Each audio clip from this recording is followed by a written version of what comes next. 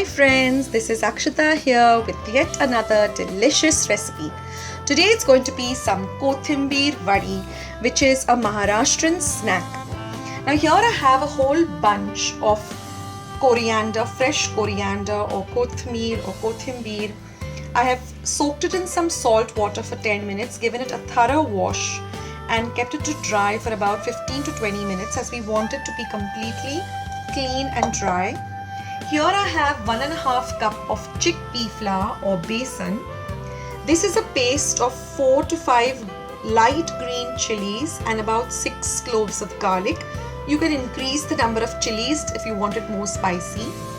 Here in my spices, I'm going to be using about half a teaspoon of turmeric powder, haldi powder, half a teaspoon of red chili powder, half a teaspoon of hing or asafoetida, and some cumin seeds. Here I have some salt to taste, some water, and I also have my old-fashioned steamer. I am going to grease this plate with some oil, and then we're going to steam this for about 15 to 20 minutes. So our first step is to make a dough with all these ingredients. So let's get started. Now here I've taken a big plate. You can also take a bowl, whatever you're comfortable with. Now first we'll go in my coriander leaves. Now you need a lot of it because it is all about this fresh, healthy ingredient. Then I'm going to add my chickpea flour. First I'll add just a little. Then I'm going to add this entire green chili and garlic paste. Now I'm also going to add just about 1 tablespoon of rice flour or tanduratsa peat. This helps to make the dough a little firm. Then we're going to add our spices. Half a teaspoon of haldi powder, half a teaspoon of red chili powder. You can add it a little more if you want to make it more spicy, and some asafoetida or hing. Then we're going to add some salt to taste.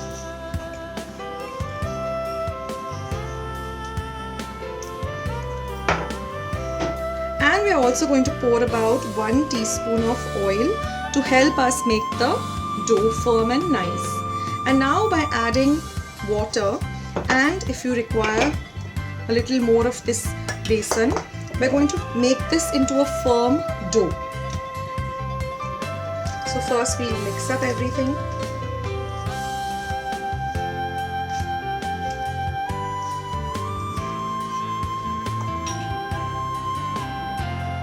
I've added the remaining dough. I'm going to add some water, and we're going to make this into a firm dough. Now you can add a little more flour. I've used approximately about 2 cups of besan or chickpea flour, and you have to also finely cut your coriander. And now you see it's all coming together to form a nice thick dough. Now this would also be a good time to turn on your steamer and grease the steamer plate. And after that we get this dough. So what I have done is I have rolled it up into 2 parts like this. Make it into a roll like this. And now we are going to put this in our steamer and steam this for 15 to 20 minutes on a low to medium flame. So here there is water inside the steamer boiling. I'm just going to place this. I've greased the tray, and we are going to steam this for 15 to 20 minutes. And friends, now after 15 minutes, I've closed the steamer, and now we're going to take out the rolls. Now first of all, you come to know that they're ready because they change color. They become like this and they become pretty hard too. So we're going to let this cool for at least 10 to 15 minutes till we can handle it. And then we're going to cut this and then just fry it, and it tastes simply delicious. And now it's been about 15 minutes. This has cooled down. So we're going to cut it. Now Normally, generally, Kothambir vadi is always in the square shape. So if you are able to cut it in the square shape, it's fine. Otherwise, even if you cut it into small pieces, it's also okay. We don't want very small pieces. We don't want very big pieces. So just, and you have to clean your knife because everything does get a little bit stuck. You can even oil it a bit so it cuts easily.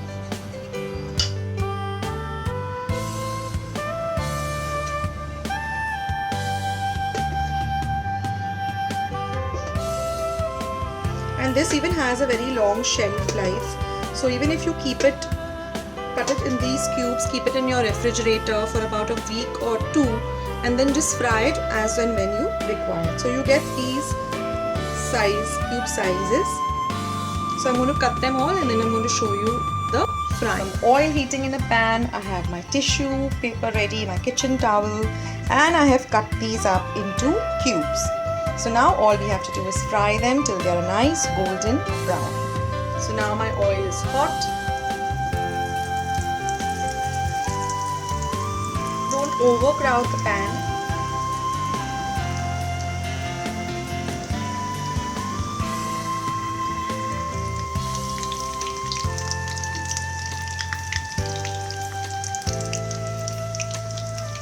So we're going to fry them till they get a nice golden brown color,